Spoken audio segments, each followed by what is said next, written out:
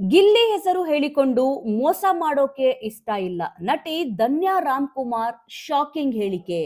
ರಥಾವರ ಖ್ಯಾತಿಯ ಚಂದ್ರಶೇಖರ್ ಬಂಡಿಯಪ್ಪ ಅವರು action cut ಹೇಳಿರುವ ಚೌಕಿದಾರ್ ಸಿನಿಮಾ ಜನವರಿ 30ರಂದು ರಿಲೀಸ್ ಆಗಿದೆ. ಈ ಸಿನಿಮಾದಲ್ಲಿ ಪೃಥ್ವಿ ಅಂಬಾರ್, ಸಾಯಿ ಕುಮಾರ್, ಧನ್ಯಾ ರಾಮ್‌ಕುಮಾರ್ ಸೇರಿದಂತೆ ಹಲವಾರು ಜನರು ನಟಿಸಿದ್ದಾರೆ. ವಿಶೇಷ ಅಂದ್ರೆ ಸಿನಿಮಾದಲ್ಲಿ ಬಿಗ್ ಬಾಸ್ ಕನ್ನಡ ಸೀಸನ್ 12ರ ವಿನ್ನರ್ ಗಿಲ್ಲಿ ನಟ ಅವರು ಸಹ ಕಾಣಿಸಿಕೊಂಡಿದ್ದಾರೆ. ಗಿಲ್ಲಿ ನಟ ಅವರ ಪಾತ್ರ ಸಣ್ಣದಾದರೂ ಕಾಮಿಡಿ ಟ್ರ್ಯಾಕ್ ನಲ್ಲಿ ಮಹತ್ವದ್ದು ಮತ್ತು ಪ್ರೇಕ್ಷಕರನ್ನು ಎಂಟರ್ಟೈನ್ಮೆಂಟ್ ಮಾಡುವಂತಹದ್ದು.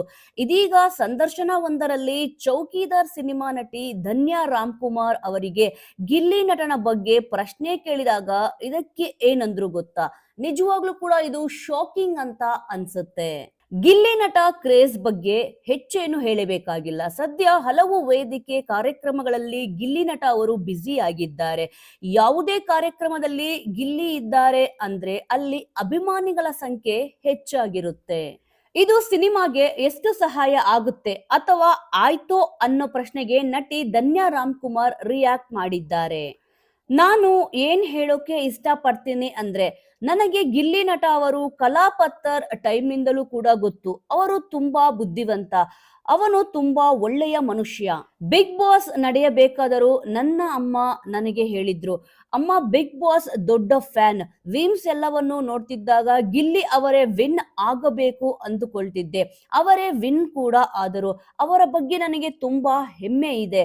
ಅವರ ಬಗ್ಗೆ ನನಗೆ ತುಂಬಾ ಖುಷಿ ಇದೆ ಅಂತ ಧನ್ಯಾ ರಾಮ್‌ಕುಮಾರ್ ಅವರು ಹೇಳಿದ್ದಾರೆ. ನಮ್ಮ ಸಿನಿಮಾದಲ್ಲಿ ಅವರು ಇರೋದು ಒಂದು 3 ನಿಮಿಷ.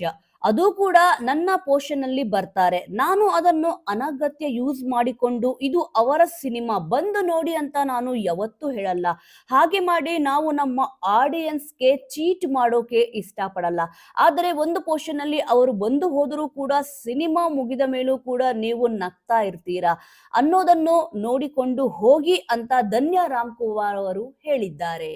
ವೀಕ್ಷಕರೇ, ಈ ಒಂದು ವಿಚಾರದ ಬಗ್ಗೆ ನಿಮ್ಮ ಅನಿಸಿಕೆ ಅಭಿಪ್ರಾಯವನ್ನು ತಪ್ಪದೆ ಕಮೆಂಟ್ ಮೂಲಕ ತಿಳಿಸಿ. ಮುಂದಿನ ವಿಡಿಯೋದೊಂದಿಗೆ ಮತ್ತೆ ಸಿಗೋಣ.